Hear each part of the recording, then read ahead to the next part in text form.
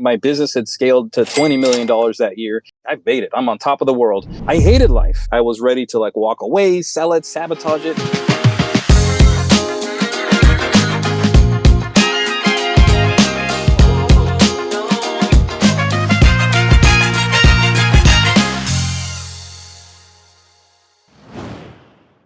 Welcome to the Cup of Joe Marcoux podcast show. I'm so thrilled to have someone who I just recently met.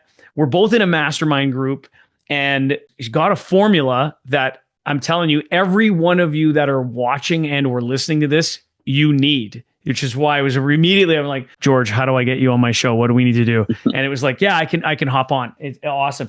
So it's my absolute honor and privilege to introduce you, George Rivera. George, welcome to the Cup of Joe Marcoux podcast. And thank you, Joe. Excited to be here. Yeah, dude. So let's just start off with how you started. I mean, you were an entrepreneur before you got into doing what you're doing with the Buyback Your Time formula. So tell me a little bit about your journey. Where are you located and what did you do before you got to where you are now? Awesome. Yeah. So I'm in Spicewood, Texas. It's just right outside of Austin, Texas. About 30 minutes from downtown west to give people a visual. But got it. Yeah. And so raised most of my life in Texas. I'm originally from Puerto Rico, believe it or not. Some people don't believe it. Spanish was my first language.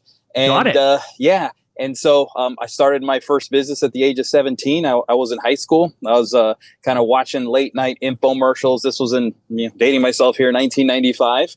And a guy by the name of Don Lapre was doing late night TV infomercials.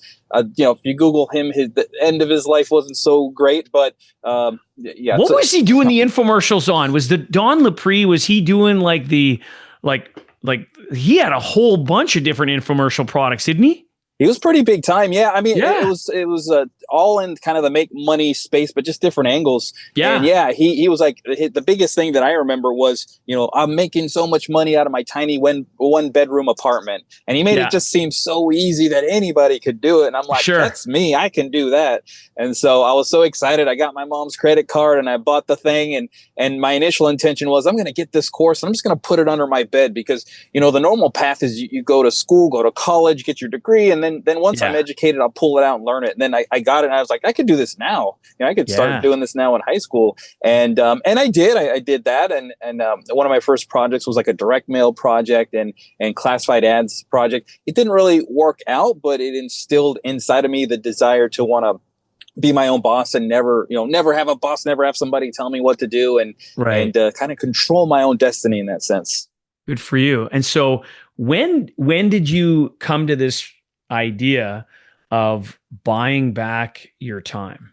Yeah. So I guess I'll kind of just go to the beginning because that's kind of where it starts. Like I said, I started my business at 17, but rewind a few years, I'd say maybe late 80s, early 90s. So middle school, high school, there's probably about 40 or 50 games that I played in, basketball and baseball and whatnot. And out of all those games, my dad only made it to one game. And I remember, that's impactful. Yeah, because we seek the admiration of our parents, especially our dads as sons. We're like, Dad, look at me. I need you to be proud of me. I need you to approve of what I'm doing or tell me that I'm capable of doing this. Or encourage me if I step out of bounds or something. Son, you'll get them next time. But I didn't have any of that. And I remember one of my teammates, he scored a basket. Another one made a good pass. And their dads are cheering them on.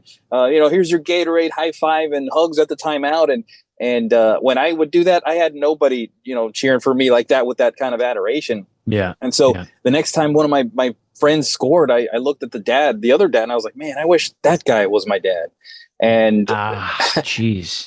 And had my dad heard that at any moment, it just would have crushed him completely. Because first, he wasn't a bad man. He was a great medical doctor. He gave his whole life to his profession. And I mean, you can say that he traded his family in the pursuit of success. I don't think that he signed up for this. Like, hey, I want to, hurt my family or anything like that. But it's like you start getting into it and just life has a way of just sucking you in. And if you're not conscious about, the decisions you're making or where you're spending your time, even if you have a successful business or practice, then it'll just completely rule your life.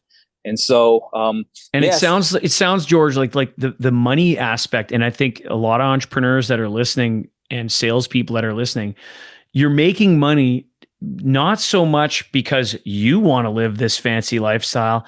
Oftentimes it's because you want to be able to give to your family, those that you care about, things that you never had. And what ends up happening is you get caught up in this world of wanting more so much, and you don't know how to manage and or automate, delegate, eliminate. And so you just keep doing it all. Like the entrepreneur always says the same thing. It's the 5 words that kill entrepreneurs. It's I will do it myself. So you only have 24 hours in a day. And so now you've got a medical doctor for a dad who likely cares about his family, cares about his son. And yet because he cares so much, he's pouring all of that energy and time into his work, and you can't get that back, man. Like you get to the end of your life and you know, does anybody actually say, geez, I really wish I worked that extra Sunday? No way. There's just no way. So what happens next? When did your dad ever clue in, or was it you that said, I'm never going to be like that? Yeah. You know, honestly, the excuse that I gave myself for my dad being that way is just I'm loaning him to the world, I guess, you know, so that was kind of my way of coping. And of course I'm, you know, young teenager. So I didn't really know like what was going on. And so like fast forward, say 20 years, the years, 2015 at this point, 10 years ago. And my dad, you know, 67 years old, seemingly healthy, was diagnosed with cancer at the beginning of the year. And he was just gearing up for his, 40th year in practice. He's got a good run ahead of him because his parents, my grandparents, had just passed away a couple years prior. You know, they were both married since they were teenagers, and, died in their mid 90s, literally like months apart. It's like when one dies, the other one kind of goes slowly, quickly after that. They die of a broken heart. Yeah, exactly. Which is not a bad thing when you're in your 90s. Yeah, I mean, it's a good run. Yeah, exactly. Yeah, there's no regrets there. Hey, we did it, and we did it together. But my dad thought he had a similar kind of runway there, and so it came to a huge surprise to him when he got diagnosed with cancer and was given 6 months to live. And when you have like an expiration date on your life, and you make the rest of your days very intentional. So him and I, we made up for the previous 20 years of just life going this way and that way in opposite directions. Good for you. Yeah, and it was beautiful. I wouldn't trade that for anything in the world. And one of the last things that my dad told me before he passed away, literally like on his deathbed, was, "Don't miss Leo's games. I miss too many of yours." Said it just like that. And Leo's my son. We had just so good and so hard. Oh my gosh, yeah. When he told me that first, the memory of the empty stands came up, and I thought I'd suppress that. It's crazy how maybe it's my own brain trying to protect me from old memories. I thought that was to never be tapped into again. I thought that was like long lost history. And then it just like came up like a flood, essentially. A flood of emotions overcame me. And then there was a couple different things. First, the memory of that, and then like some sort of sweet, closure to that experience, I guess. I didn't ever think that I needed to ask for forgiveness or receive forgiveness or offer forgiveness rather. Because I didn't really feel like he was doing anything wrong intentionally, but there was some sweet closure to that. Then the other side of it is, holy cow, I'm repeating in my dad's footsteps. Like now I am this man. I'm missing all the big moments. I'm missing my son taking his first steps and starting to talk and all the developmental stuff in those first few years that, you only have that one time to catch a first moment there. No kidding. And so, that day that my dad told me that, again, sweet closure, but then a realization, I'm following his footsteps. And it was just like, he like lovingly agitated inside of me that I can't keep going like this. But good luck getting that through to a guy who's working 15, 16 hours a day. Cause it's like, okay, well, thank you. I'm now aware of this. I'm totally on board with being there for my family. I don't want to miss games. Now I remember this emotion that you just brought up, and thank you for the closure there. But when am I going to find time to figure this out? Because I'm doing all this crazy, amazing, important stuff for my company. I'm being the hero for my company. Who's going to do the stuff that I do? And you guys, talking to my family, you guys like the homes and the lifestyle and the travel and the trips to Europe and all that. So like, how can all this coexist? So I went several years sort of like in this limbo mode, actually continuing hustling to work, but mentally in limbo, like I need to figure this out, but I don't know when I'm going to do it. And then 2018 was sort of like where everything kind of reached the pinnacle or the point of I don't know, no return in my mind. Essentially, my business had scaled to $20 million that year. Basically, it's like a money printer, making money. Money's like amazing. And like, had you told me years ago that I'd be producing, revenue like that, I would have been like, I've made it. I'm on top of the world. No kidding. I hated life, and I don't use the word hate often. When I say hate, it's like a deep, visceral emotion that's coming up out of inside of me. And I wasn't enjoying life. What was it that you were hating about it? I mean, if for people that are listening right now, having hit a $20 million a year revenue in business or in sales, I can tell you that most of the people right now are like sitting back going, WTF, what's wrong here, George? So what was it that because I mean, a lot of people believe that money is the solution to all their problems.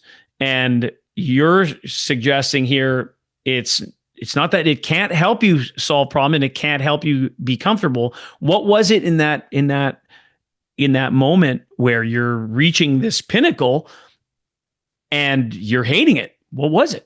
Yeah. So basically I was just doing everything. So I had a team of 40 people, but everything would roll up to me. So I thought I was doing, proper delegation, but I was completely missing the boat on that apparently. But I'm a marketer, copywriter. I do via sales, optimization, media, all the fun money making side of online marketing is like my expertise. That's what I've been doing since the mid 90s, essentially.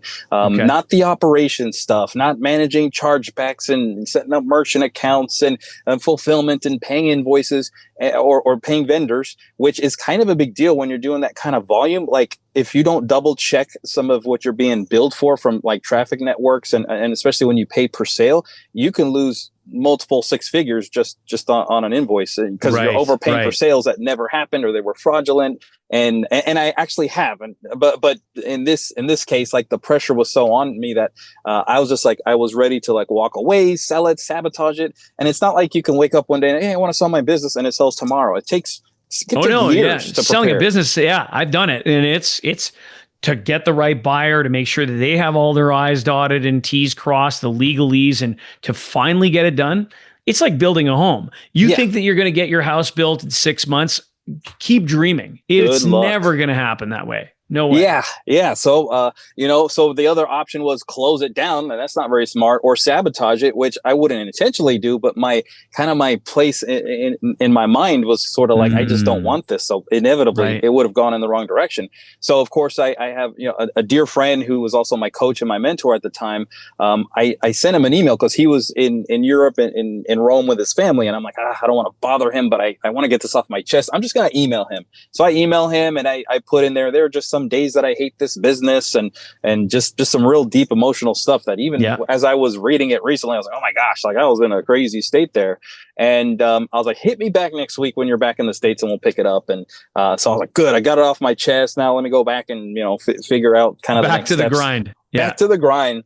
And then he called me like 10 minutes later. He's like, dude, I read that and we need to talk now. This can't wait till next week. And it's like midnight in Rome and I don't know, like late afternoon. I don't know. It's like 3 or 4 my time. And he's just had kind of a late dinner and he's walking the cobblestone streets somewhere in a beautiful location, trying to walk me off the ledge of sabotaging myself here. And the really big takeaway from that call was like, you got to quit doing the things that you don't like to do and stay focused on the things that you love doing and that you're good at. And I was like, that's so simple, but wow. Yeah.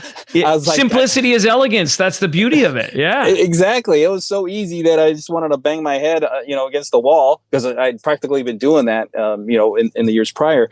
And so that evening sort of began the whole, it was kind of like the foundation of the blueprint of what I'm doing now. Right. And that's kind of where it all started.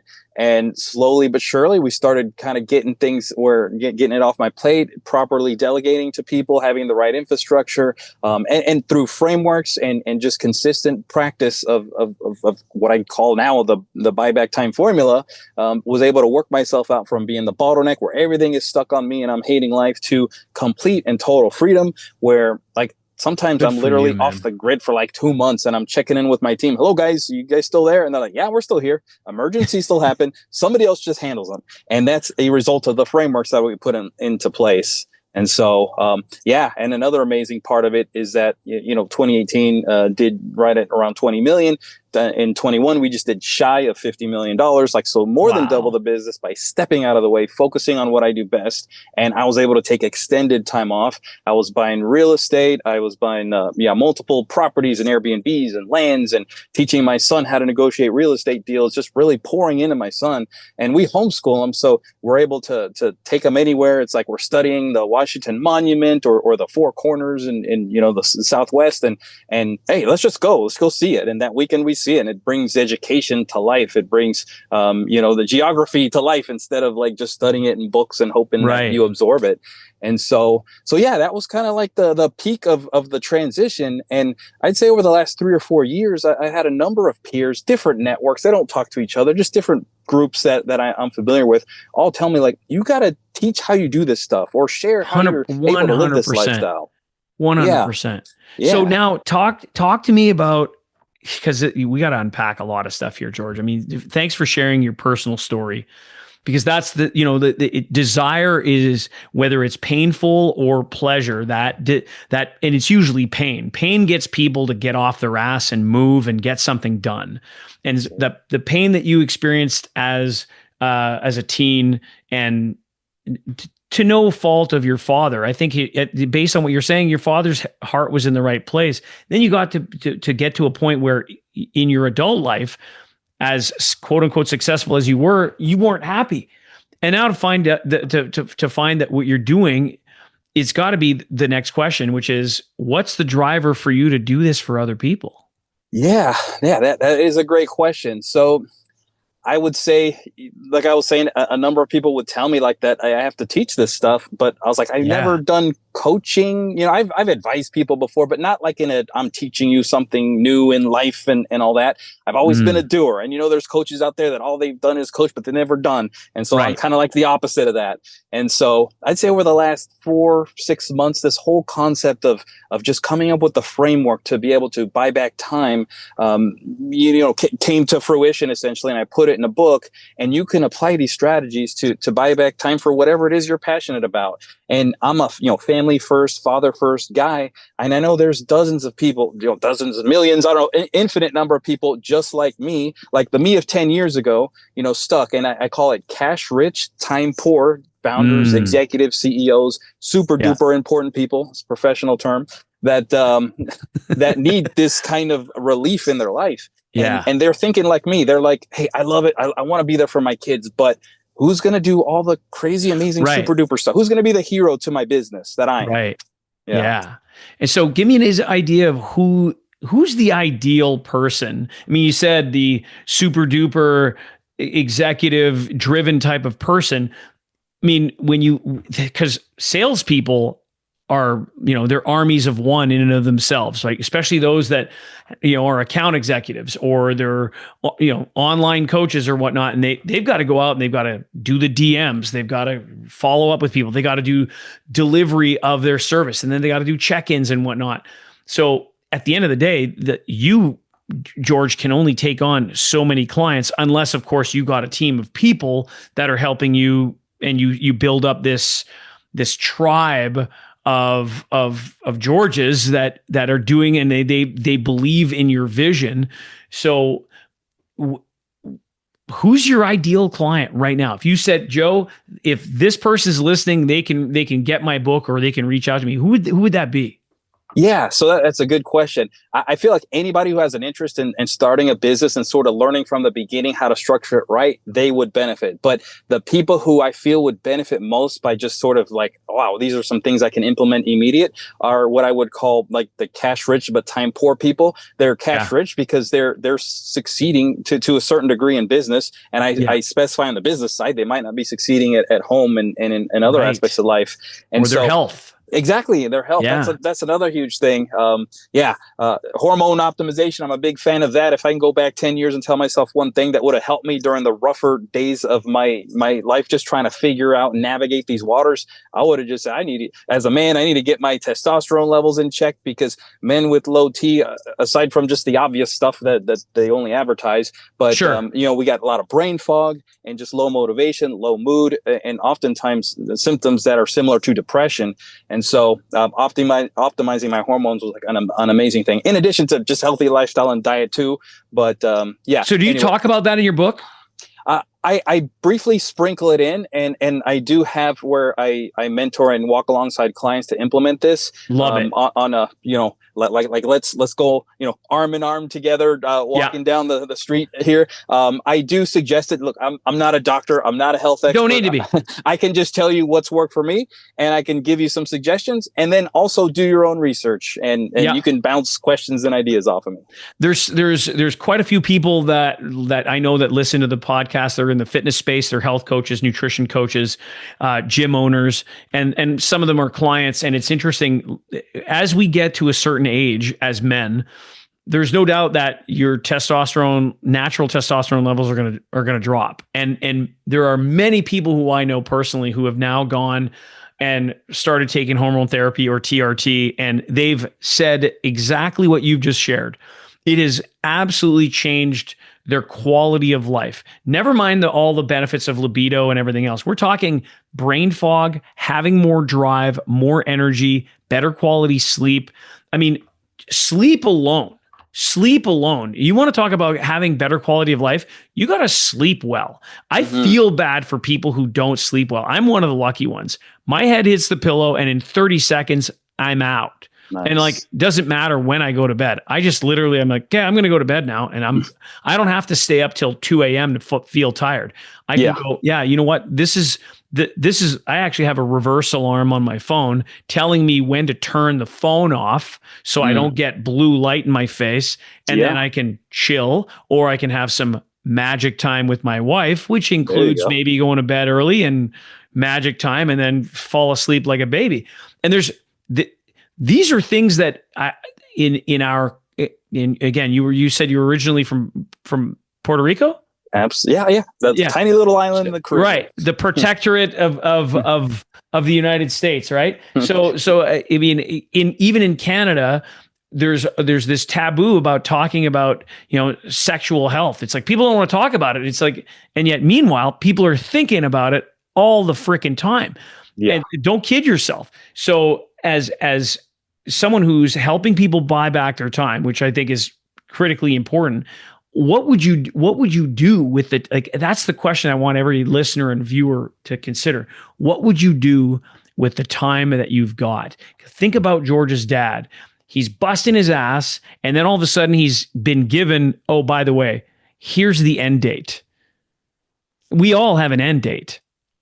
Like right now, we have an end date. We don't know what it is. Somebody upstairs knows. And then eventually you're going to get a sense of there's only so many weeks or so many days left. So what are you going to do with the time that you've got? And I think the work that you're doing is significantly more important than people realize, because it's, you said it, you're pouring yourself into your son. Like, I mean, that's priceless. It's priceless, man. Thank you. I appreciate that. It's awesome. Yeah. And so, like I said earlier, I've been online, I can't believe it, 30 years. And I've been, like I said, just buying traffic to offers and making money and doing very well at that. But like, I'm done doing that. I can do that, and I can do it very well. And I can always like turn that switch if I need to. But sure, in my mind, I've burned the boats. You know that phrase? You made it across to the eye. And I burned the direct response marketing boats, I guess, if I can say that. Like, I want to help men who, at the end of the day, I want to save families. And then I'm like also doing it for the kids, and I'm just as a man and as a son, I'm thinking about sons that don't have their dad. I'm doing it for those guys, dude. And they're like, all they see is an iPhone in their face, and all they're getting is the downloads from the World Wide Web, and they don't realize that the average age of kids looking at some of the worst, disgusting stuff that humans we weren't even built to look at.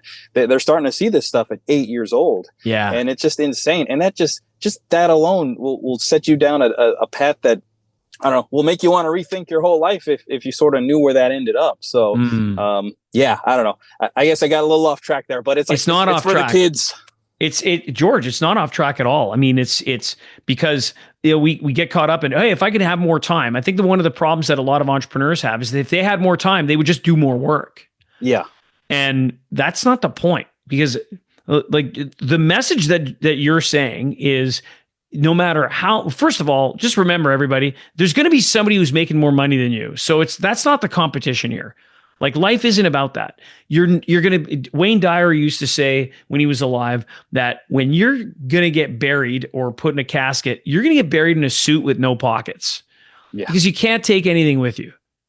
Exactly. Like, the hope that I have is that I get to take the memories with me. I don't know if they come with us or not. I sure as hell hope so. And I want those memories to count, because they're not all going to be great, right? And wouldn't it suck to have shitty memories to take with you, as opposed to you buy your time back and now you get to invest in the people that you love, your kids, your wife, or whatever your significant other is. And it doesn't mean that you're not working. It's now that you're choosing to, as opposed to feeling in a position where you have to.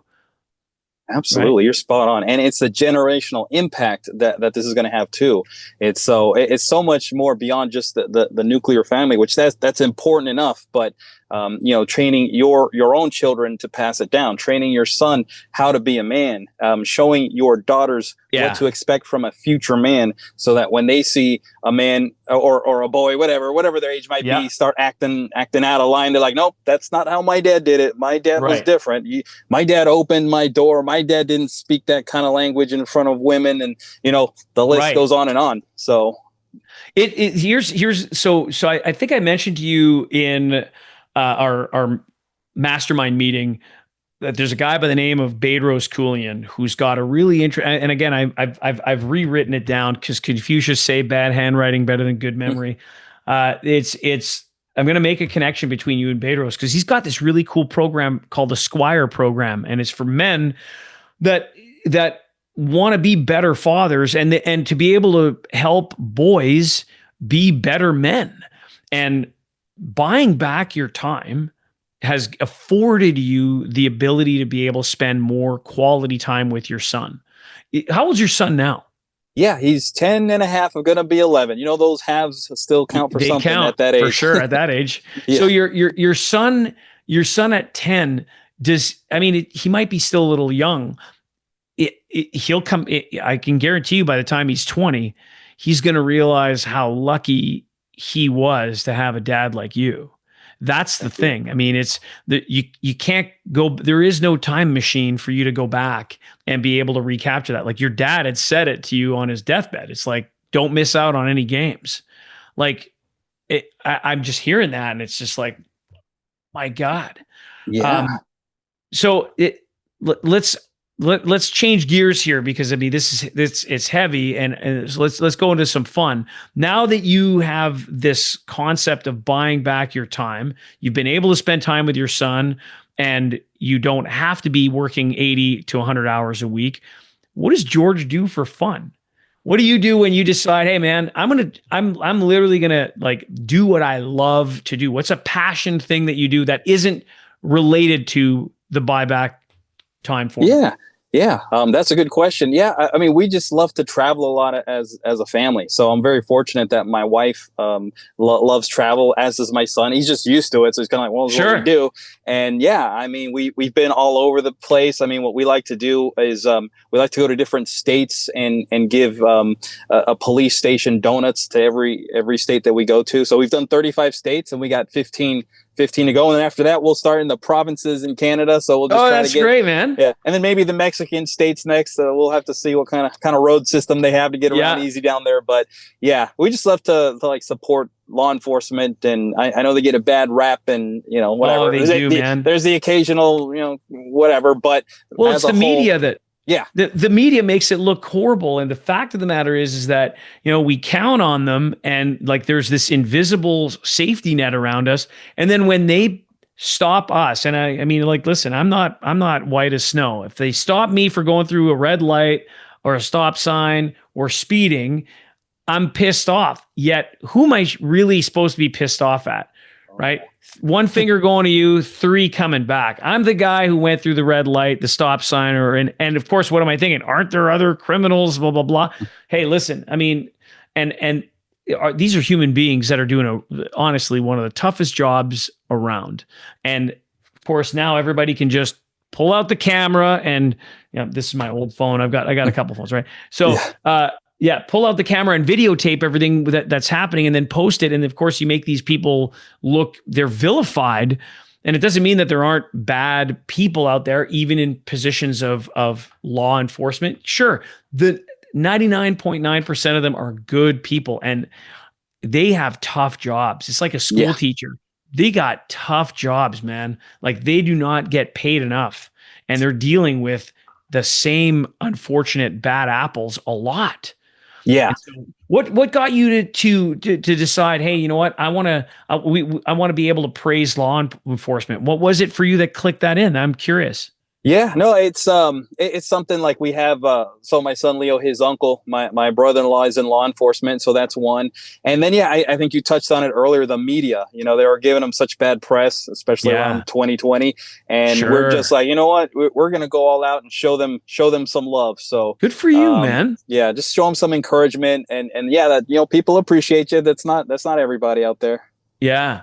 So now with the travel that you've been able to do, because you've got the resources and to be able to go do it, if you were to say to anybody, because you mentioned the States, have you traveled outside the US yet, or it's been all? Yeah. So we've done Germany a few times, Sweden, we've done Canada several times, Mexico. We've done some trips. So seeing that you live in the United States, and by the way, there's 3 states left on my hit list for me to visit. I've had the pleasure to drive in my career and fly and visit. And I mean, there's so many great playgrounds that the United States have. Each state is its own country. Yeah. What would you say of the states that you visited? Name 3, and the list could be different tomorrow. Yeah. What are 3 of the states that you visited with your family that you would say, hey, anybody listening, you got to go, and here's the reasons behind that? What would your top 3 be? I'd say that they would all be for similar reasons. Sure. But I love Idaho.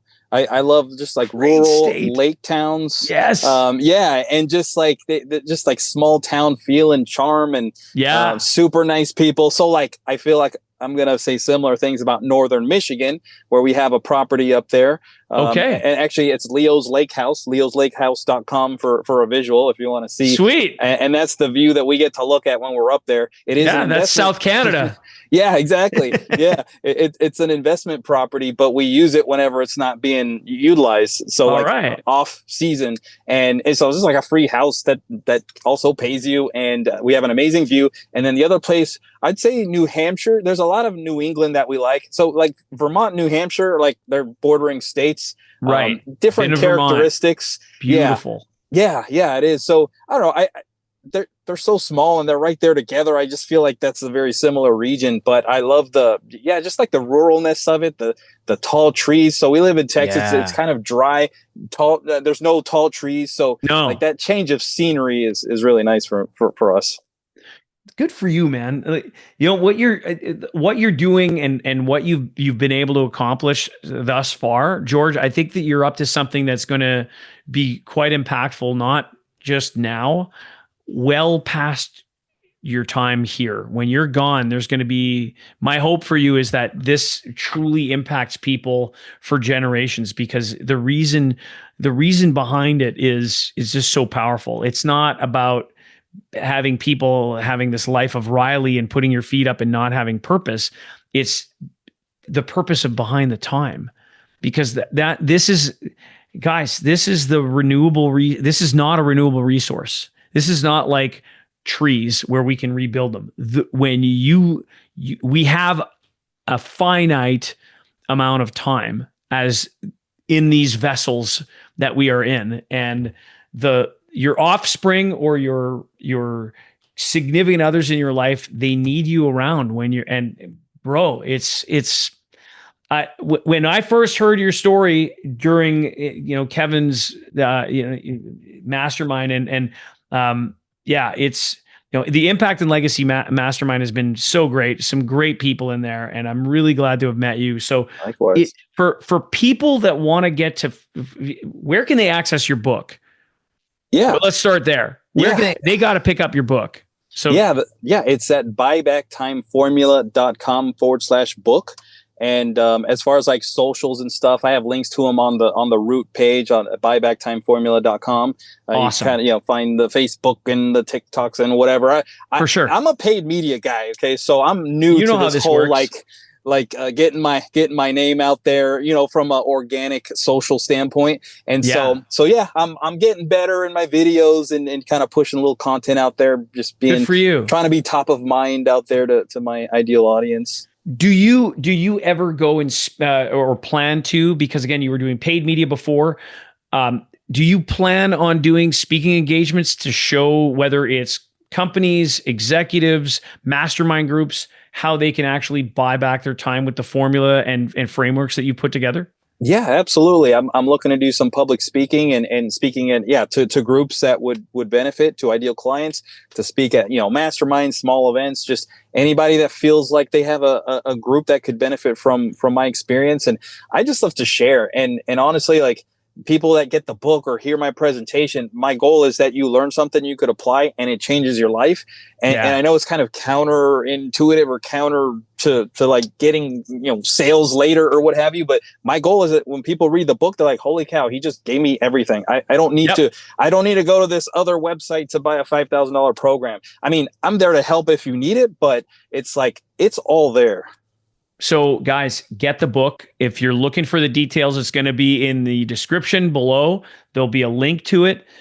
George, is there anything else that people need to be able to get a hold of you other than all the descriptors? Is there Instagram handle or a LinkedIn page or anything specific that you would say, hey, if you're going to want to learn about George Rivera, this is the place to go?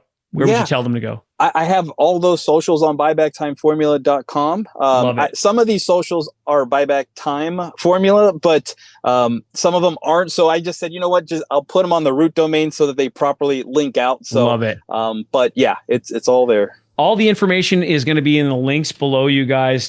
Do yourselves a favor, and the last thing you want to do is be so stressed out about not having enough time. George has got this figured out. If he's been able to do it for himself and for his clients and for people that read, you just heard him say it. Just get the book and all of the resources are there. This is called a no-brainer.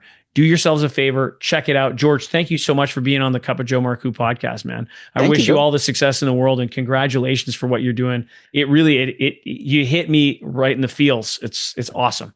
Right on. Thank you, Joe. I appreciate it. Thanks.